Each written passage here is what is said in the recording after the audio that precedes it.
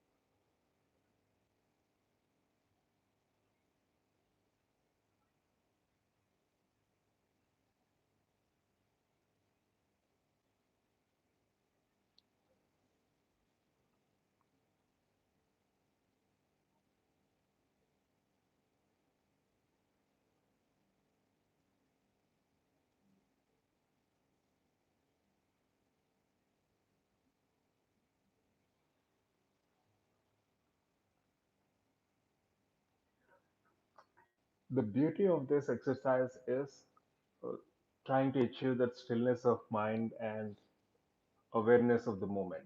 With practice, it becomes more and more easy for us to achieve those objectives.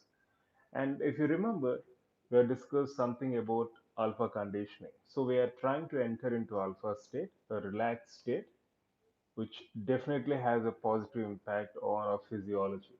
So as I said, the objective of this very simple exercise, which we can do at any point of time, any number of times, is to achieve that stillness of mind, and most importantly, trying to be aware of the moment.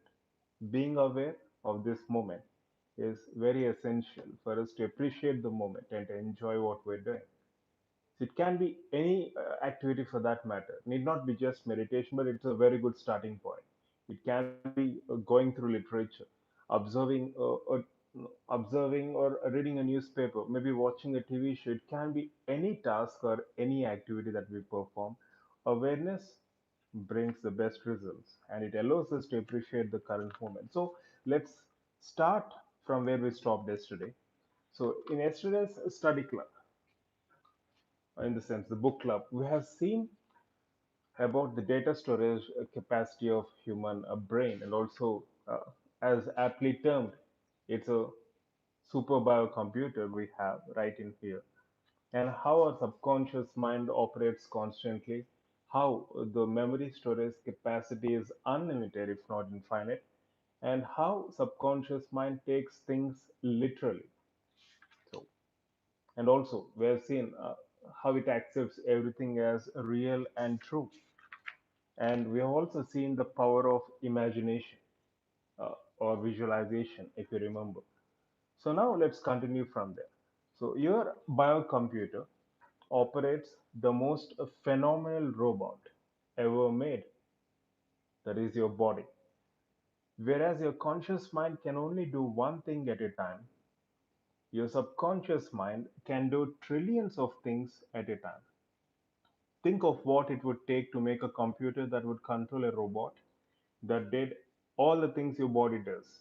A manufactured computer could not come close to doing all the tasks your subconscious mind does every second of your life, right from birth or even before from birth till your death, till our death. So it regulates most of the processes going on in our body every second and influences all of them in one way or another. Just a few examples of these processes include digestion, healing, bone mending, immunity, temperature control, heart rate, respiration, reproduction, and muscle coordination. On top of all that, it communicates with every cell in your body. The body functions mentioned above are only a minuscule of the whole. Witness the volumes written on biology and medicine. It's important to note that your subconscious mind does these trillions of functions without effort. It does them easily, passively, and effortlessly.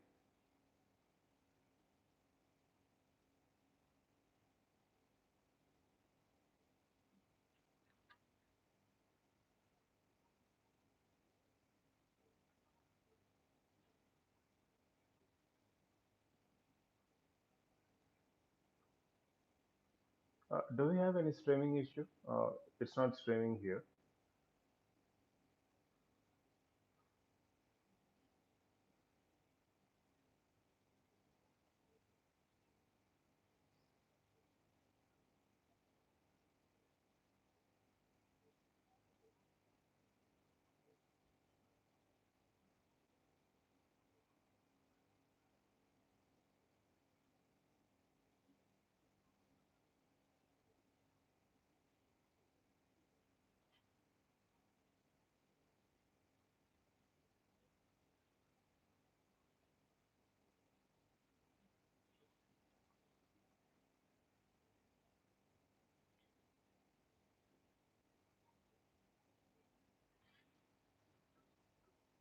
Yeah, there seems to be a streaming issue, but I think we're back online.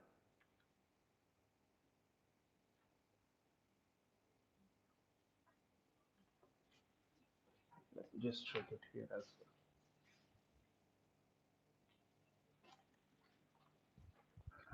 I think it is streaming fine, right? So if in case there is any issue with streaming, do let me know in the comment section. So the surprising thing here is, with conscious mind, we consider it as stress when doing a particular activity or some activities in a particular day.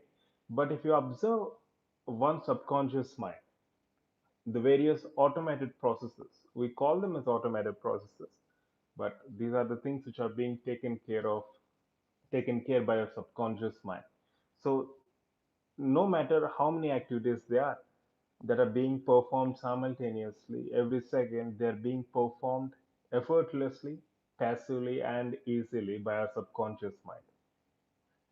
So that's another difference between conscious and subconscious. That is, using conscious mind, we can do only one activity at a time, and it's important to do so because trying to multitasking is a myth actually. You cannot type and talk in phone. You cannot watch and talk in phone. I mean, you can only do one thing at a time if you carefully observe. So, conscious effort, we should always focus on one task at a time. But subconscious level, if we know to reaping the benefits, of course, yes, we can expand that domain. The software programs, often called tapes, in your subconscious mind computer include your habits, concepts, self images, and conditioned reflexes. We all react according to our programs when someone or some stimulus pushes our buttons. Habits are a way of executing complicated processes easily, automatically, and with no conscious mind thought. They can be useful, for example, brushing your teeth every day in the morning, tying a bow, swinging a golf club, driving a car. So these habits are something which we cultivated. And let me repeat, habits are a way of executing complicated processes easily, automatically, and with no conscious mind thought. They can also be harmful habits such as smoking, crude manners, overeating, tantrums, impatience, etc. Most of these habits were programmed at an early age and you are not even aware of them. When you were born, most of your existing software was in your reptilian brain. You're born with programs that control heart rate, body temperature, respiration, sucking, and other basic functions necessary to keep you alive. The, the rest of your brain was mostly blank. Thus, your brain was like a new computer with only the basic language that allows you to install all those programs that make a personal computer useful. Early programming of brain was described in an article summarizing current research and thinking by experts. Following is a summary of that article. This is very interesting. A child's brain begins as just a jumble of neurons. Every input from the five senses begins to form programs. Programs in your subconscious mind evolve progressively. For example, you learn to roll over, then you learn to crawl, walk, run, lift a glass of milk, and drink it without spilling, etc. So each of these activities is a huge computer program in itself. Even just standing up straight requires a complex program. The gravity of establishing these programs is that there is a time window. After the window closes, programming limits are set up that are difficult to overcome. Experts claim that about half of a baby's brain cells die by age of 5 because they are not used. There are several basic time windows of development, namely math and logic, vision, vocabulary, language, social skills, and motor skills. The window for math and logic is from birth to 4 years. Even learning a simple concept like one versus many helps widen this invisible programming potential. The window for vision is from birth to 2 years. This concept was demonstrated in 1970 when experimenters shut one eye of newborn kittens. When the sewn shut eyes were opened after only 2 weeks, the eye was blind and sight was never developed because the designated neurons were used for something else. In another experiment, researchers raised three groups of kittens, one group in a room with only horizontal stripes, one in a room with only vertical stripes, and one in a normal room. Once removed from these rooms, the kittens raised in the rooms with horizontal stripes could only perceive horizontal objects. That is, They would walk into a table leg, for example, because they did not see it. The group raised in the room with vertical stripes could not perceive horizontal objects. They would not walk into a table leg, they would walk into the table if it were low enough because they could not perceive the horizontal object. The third group raised in a normal room was normal. So the point here is whatever conditioning or learning happens in that window, time a window period of birth to 2 years, has a tremendous impact. Not just coming to the psychology, but even when it comes to vision, even when it comes to smell, even when it comes to math and logic. So, raising children is thus a very essential role, without any doubt, isn't it? So, the window of development for vocabulary is to 3 years, birth to 3 years. Even if a baby hears words he doesn't understand, on hearing these new words, neuron pathways are formed that widen the potential for learning later. The window of language is from birth to 10 years old. And note how quickly children learn a new language compared with adults. Moreover, unless the children learn the new language at a very early age, they will most likely have an accent in that language for life. Arguably, the most important window is the emotional window, the consequences of which we suffer or we experience for the rest of our lifetime. The most important window is the emotional window, which is from birth to only 2 years old. Just 2 years. Think about that. Your emotional quotient is pretty much wide in the first 2 years of life itself.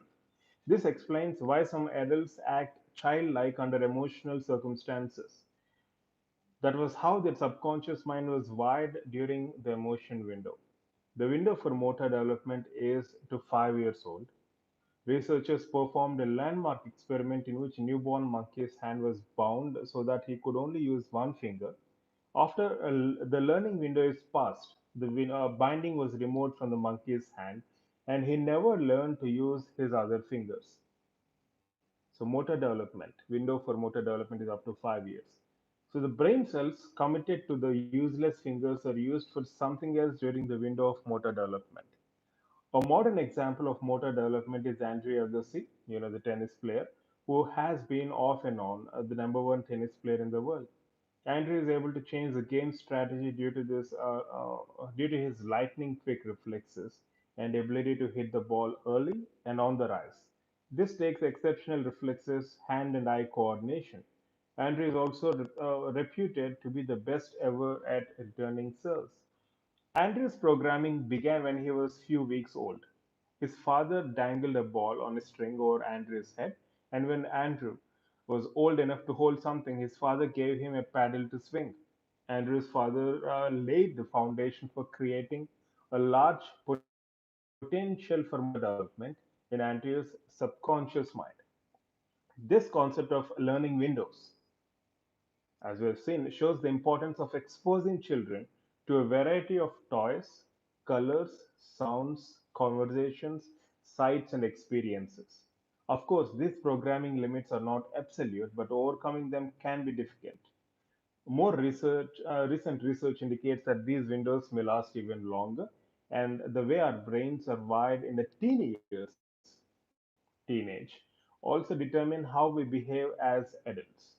Thus, as adults, we most likely have many negative programs and concepts in our subconscious minds that were developed prior to our 20th birthday, and many that were planted by others, namely parents, relatives, teachers, peers, TV, society, and possibly even some violent games, video games. Unfortunately, many of these programs and concepts are counterproductive. Consider the following ones: smoking, overeating, poor health, poor self image, girls are poor in math, everybody catches cold. No, you cannot do that, you cannot do this, you're a waste fellow. We keep hearing all these things, right? Maybe consciously we might not accept them, but they have tremendous impact at subconscious level. The good news is that's the bad news, but the good news is we can overcome all of this. That's the very purpose of this book club. So remember, the subconscious mind accepts everything as true and literal. Often, well meaning parents with good intentions repeatedly say to their children, "You will be a big girl. You are so silly. No, you can't do that. You naughty boy. You're a girl. You're not supposed to be good in math," etc. and etc.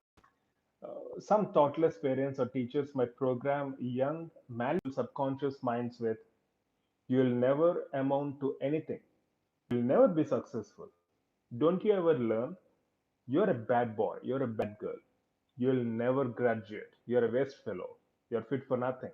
We keep hearing on and on at a very young age, right? Where our minds are most malleable. These negative statements will have no effect when they are said to the child only a few times, but if they are repeated, especially under emotional circumstances, they are likely to be accepted by the subconscious mind. One researcher estimated that a child is told no almost 1,48,000 times in his early years. No wonder the potential of so many children is unnecessarily limited. So, this is some scientific backing we have to understand one of the reasons why we behave the way we behave in adults, in adult age, or during this particular time, because of the kind of impact we have had during our child age, during our teen years, for that matter.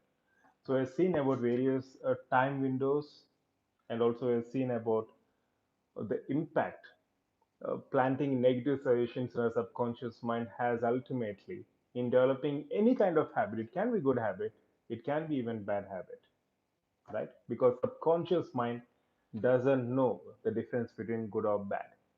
It doesn't know the difference between right or wrong. It accepts everything literally as true. So now let's move on to conditioned reflexes. The next aspect, that is conditioned reflexes. And before we move ahead, let me just shift my laptop to this side so that it will be easy for me to verify if the streaming is going on fine or not. So this direction it's easy compared to this direction. Okay, conditioned reflexes. When I say conditioned reflexes, the first and foremost thing that comes into our mind is the Bell experiment, dog, Ivan Pavlov. So let's look into that. Sometimes we react in irrational ways. We have a no clue why. This is often due to conditioned reflex that we are not aware of. You remember the classic experiment performed by Pavlov. When Pavlov showed a hungry dog food, the dog salivated. Pavlov then rang a bell when he showed the food to the dog. After a few times, the dog was conditioned to the bell. Then Pavlov had only to ring the bell and the dog salivated, even when there was no food. Ringing a bell and salivation are not ordinarily linked, but here it is conditioned. The response has been conditioned. So here are a few examples of reported cases involving conditioned reflexes. An adult woman abhorred spinach. Under hypnosis, she recalled a time under which she was 1 year old. She was in a high chair eating spinach. The doorbell rang. The German shepherd started barking and on his way to the door, knocked over the high chair. Thinking her child was hurt, the mother cried and yelled. There was chaos, noise, a bump on head, and experience was very emotional. This traumatic experience conditioned her to dislike spinach, the food she happened to be eating when the unpleasant incident occurred. Do you suppose a similar incident happened to a previous president who dislikes broccoli and does not know why? Another patient was afraid of the ocean. It turned out that at an early age, he was on the beach when lifeguards brought in a shark bite victim. The lurid sight was so emotional that he was conditioned to be afraid of the ocean. Another example was reported in psychotherapy. August 1974, a youngster was spanked at the end of an argument between his parents. His emotions were associated with his struggle to control the sobbing in his chest. During the next argument, even without spanking, his chest remembered. Emotions were cut off at the chest. The youngster developed asthma. So each of us have thousands of programs in our subconscious mind. Most of them are useful and even essential, but many are counterproductive to a happy life. you learn how to overcome these counterproductive programs in later lessons. So, whenever there is any strong emotional moment, so we try to attach it to that given experience and we start developing such habits, either likings or dislikings. So, coming to next aspect, inductive processing, goal seeking. Your subconscious computer takes thoughts from the conscious mind and works them out inductively to a conclusion. I'll repeat. Your subconscious mind or your subconscious computer takes thoughts from the conscious mind and works out inductively to a conclusion. It operates from specifics to generalities. Your subconscious mind is goal seeking computer. Your subconscious mind will act to achieve whatever goal it is given, whether the goal is well thought out, haphazard, or provided by an outside source. This is very interesting and very important because when they say subconscious mind is goal seeking, that's the reason why we should not worry about the result. Because if you are worrying about the result, it means you are feeding your subconscious mind that you're going to fail directly or indirectly. So, when you keep feeding such information to a subconscious mind, you're bound to fail. Rather, if you visualize and think it in a positive aspect, you're feeding your subconscious mind that you want to succeed. And that's the secret right out there. Because what's being implanted in one's subconscious mind definitely influences the way the journey goes without any doubt. This is why monitoring what you feed your subconscious mind is very important. And let me repeat, this is why monitoring what you feed your subconscious mind is important. Have you ever said to yourself, I'm stupid?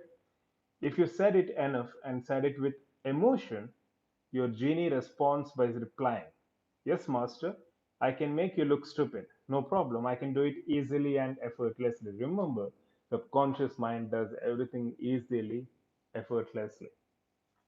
Then, say you took a test on a subject that you knew cold, but during the test your mind went blank.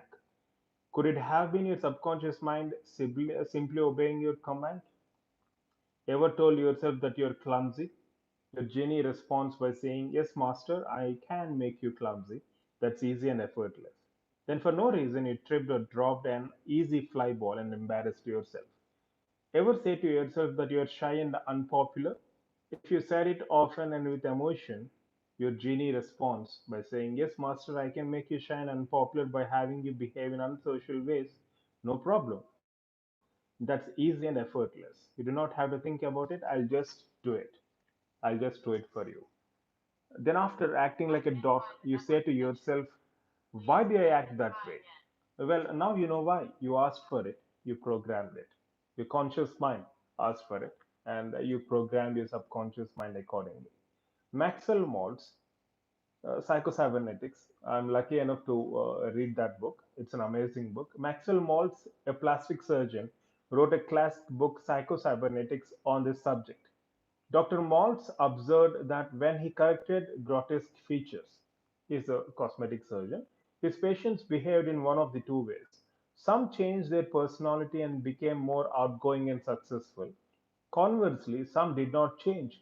They still had an inferiority complex and were failure oriented. So, it has nothing to do with one's looks, it's about how one perceives. Dr. Maltz then found he could change some patients from feeling inferior and being failure oriented without surgery. He concluded that a person's actions, feelings, behaviors, and even abilities are consistent with his or her self image. Therefore, change the self image and you can change the personality and behavior. In other words, you will act like the sort of person you think you are. The key to personality change is not physical, it's your self image. Dr. Maltz went on to say that the change is not made by intellect and not by intelligence, the change is brought about by experience. Remember, experiencing is the same to the subconscious mind as imagining. The subconscious mind doesn't know the difference between real and unreal. It accepts what you feed it. Like the saying, you are what you eat, you're also what you think. Think of your self image as a software in your brain and your neural system as your hardware. Your printout, then in computer parlance, is your body and your personality. Your subconscious mind is a goal seeking computer and will seek whatever you feed it. And I'll repeat this. Your subconscious mind is a goal seeking computer and will seek whatever you feed it. There are dozens of books on this subject. A classic is As a Man Thinketh by James Allen. It's not so much what you are, more important it is what you think you are. If you continually think of success, your subconscious mind will guide you to success. If you continually think loving thoughts, your subconscious mind will guide you to loving relationships. William James said the greatest revolution in our generation is the discovery that human beings, by changing the inner attitudes of their minds, can change the outer aspects of their lives. So, this is something which I wanted to highlight in today's book club. So, as clearly outlined, as backed by scientific studies, experiments, and in standard literature, no matter how the time window period where a lot of development had happened during our early childhood and during our teen years, and the kind of impact it's having currently on our actions today, it can be either positive or negative. Whatever positive is there, of course, yes, we need to cultivate and we can keep repeating those positive habits, brushing our teeth, or good manners, or whatever it is. And negative habits, we can overcome them. And one of the simple tips or take home message which we can obtain from this entire session is your subconscious mind. Our subconscious mind is a goal seeking computer or goal seeking software. So, the best example I can give you is like think of the exam, upcoming exam. If you're worried, it means you're picturing yourself as a failure, which means you're directly feeding your subconscious mind that I am a failure. If that's the case, you'll fail. Take my word.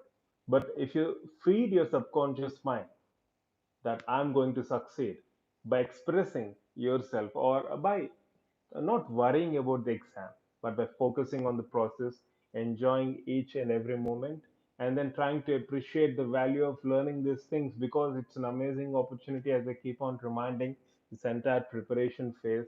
And when you're learning so many things compared to what we learned during our undergraduation, this is going to help us not just in entrance, but even in post graduation and for the rest of our professional career.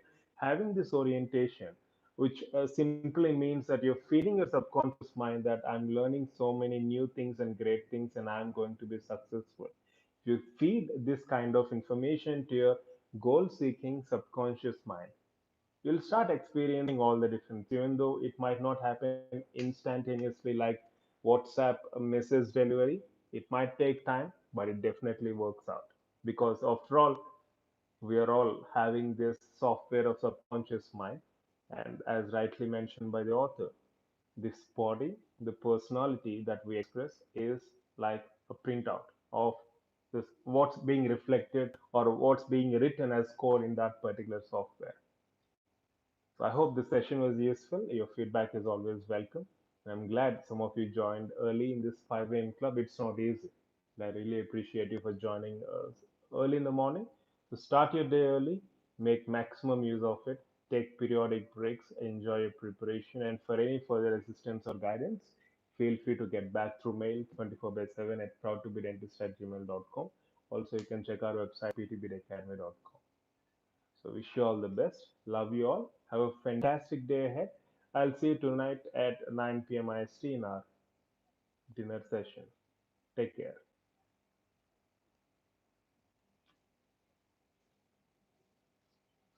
Hi Swadina, a very good morning. Hi Ritu. Hi social dentist. A very good morning.